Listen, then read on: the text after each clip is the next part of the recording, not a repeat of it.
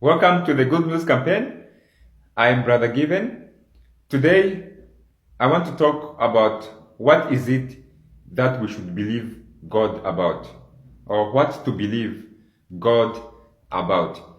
If you would ask anyone if they believe in God, they will definitely tell you that they do believe in God, except for the atheists who are actually playing a mind game, because the Word of God says that God has manifested himself in many ways, that there is no one without an excuse of the existence of God.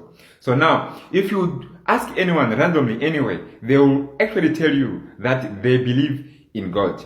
And actually what they mean when they say they believe in God, they believe in the existence of God, that God exists. That's what they believe in God about, or that's what most people believe in God about. But believing that God exists does not make you a Christian. Because there are many faiths that are not Christian that believe that God exists.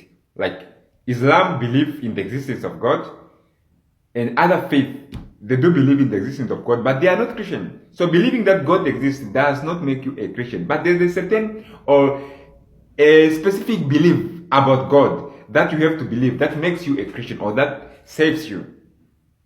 So believing that God exists is not a revelation. In fact, monkeys, cockroaches, all living things that are made by God know that God exists. In fact, the biggest believers in the existence of God is demons.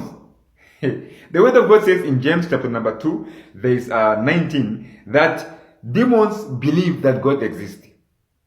So what is it that you believe God about? That is far beyond what demons believe about him. It's not a special revelation. So what is it that we have to believe God about? So you can believe that God is one, and that there's only one God, and that he exists, and still go to hell. So what is it to believe God about? Now, there is a man in the Bible called Abraham. Of course, he believed in the existence of God, like demons do, like how everybody else did. But he went beyond that believing.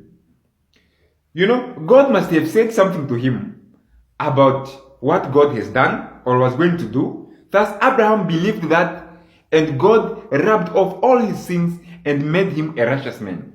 The Word of God says that Abraham believed God, and it was counted unto him for righteousness.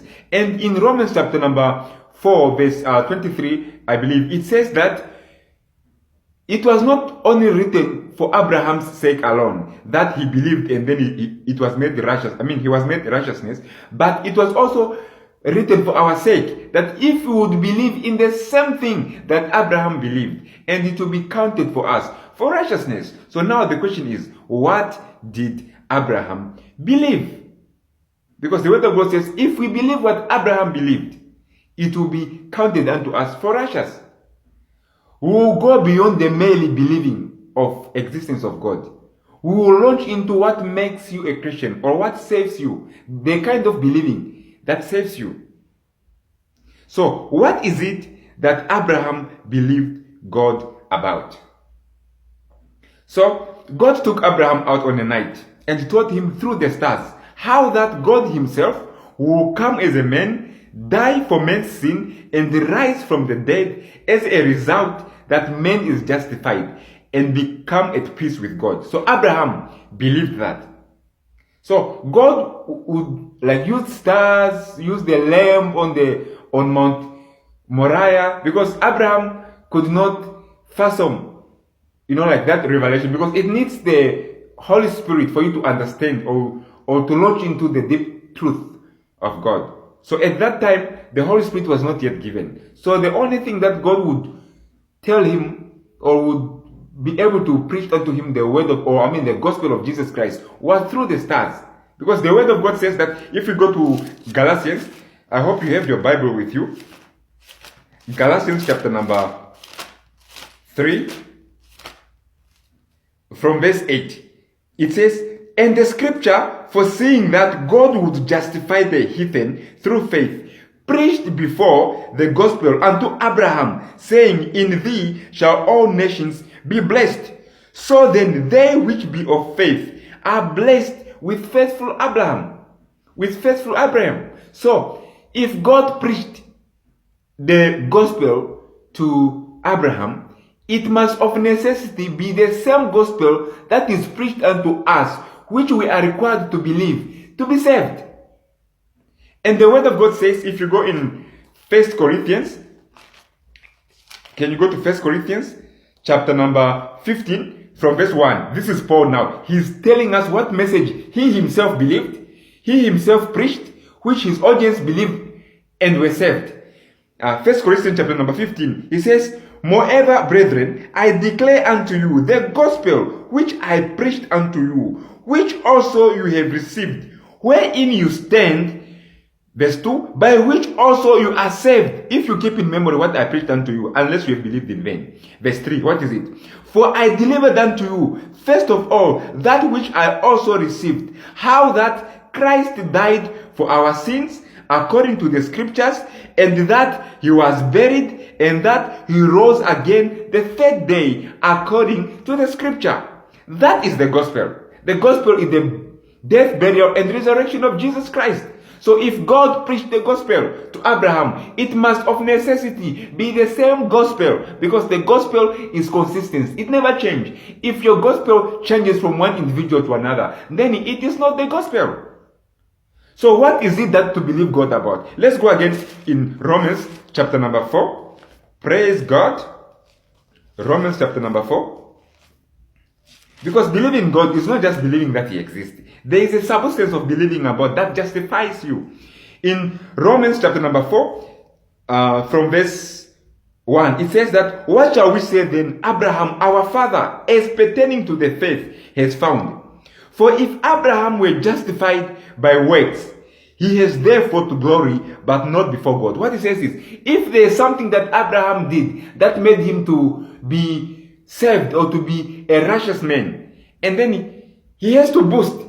But the word of God says he had nothing to boast, because there's nothing that Abraham did that made him to be righteous, but it's something that Abraham believed. Let's go in verse 23. From verse 22.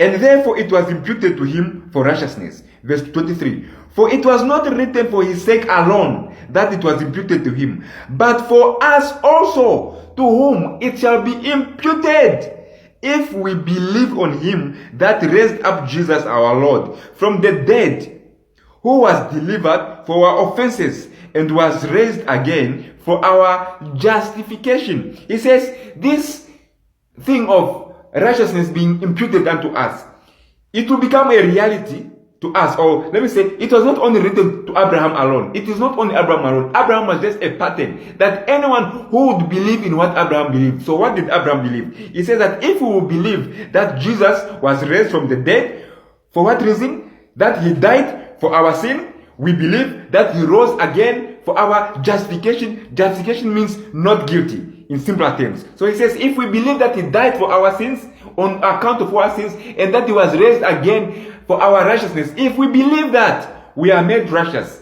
in the sight of God. That is what to believe God about. No wonder the word of God says that those which are of faith are blessed or are saved with faithful Abraham. It always attaches our believing with Abraham's believing, because we believe what Abraham believed, but with him it was through types and shadow. No wonder Jesus said in John chapter number 8 verse 56 that Abraham saw his days and he was glad.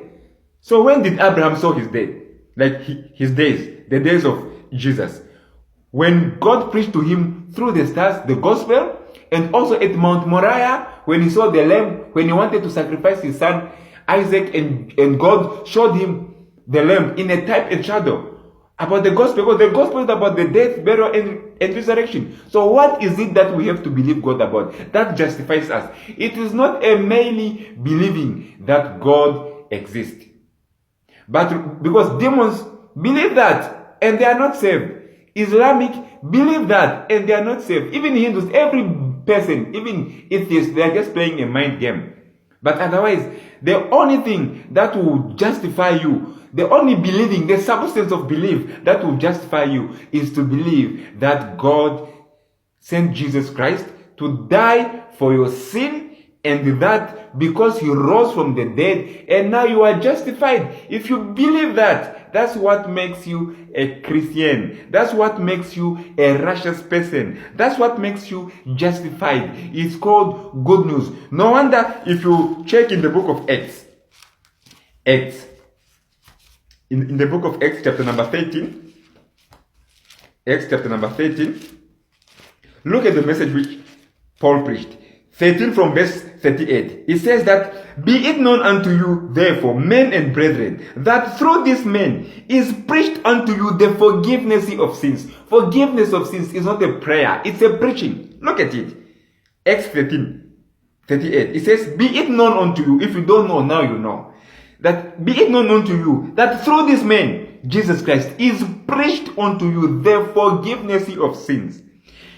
And by him, all that believe, 39, and by him, so by Jesus, not by your works, or by your morals, or by your anything, but by him, what he came to do, and by him, all that believe are justified. Justified means found not guilty from all things by which you couldn't be justified by the law of Moses. Check it, Acts chapter number 11 again.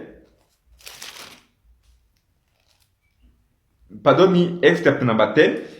It says from verse 42, this is Peter now. He says, and he commanded us to preach to the people. It's a commandment. I wonder where in the world do people get their messages from? And he commanded us to preach unto the people and to testify. I'm reading Acts chapter number 10 from verse 42. And he commanded us to preach unto the people and to testify that it is he which was ordained of God to be the judge of the quick and the dead. 43, look at verse 43. To him give all the prophets witness. That means Obadiah, Nahum, Zechariah, Zephaniah, Moses, Zechariah, all of these guys. If you can really check their message by the Spirit of God, this is what you find out. Verse 43. To him give all the prophets witness that through his name, whosoever believes in him shall receive remission of sins. Look at verse 42. When you preach the right message, look at verse 42. While Peter yet spake these words, the Holy Ghost fell on all them that heard the word of God. So this is the word of God, forgiveness of sins. So this is what to believe God about. That he died for your sins and he was raised from the dead for your justification. Now you are free. All you have to do is believe the gospel. Believe the gospel. Praise the Lord.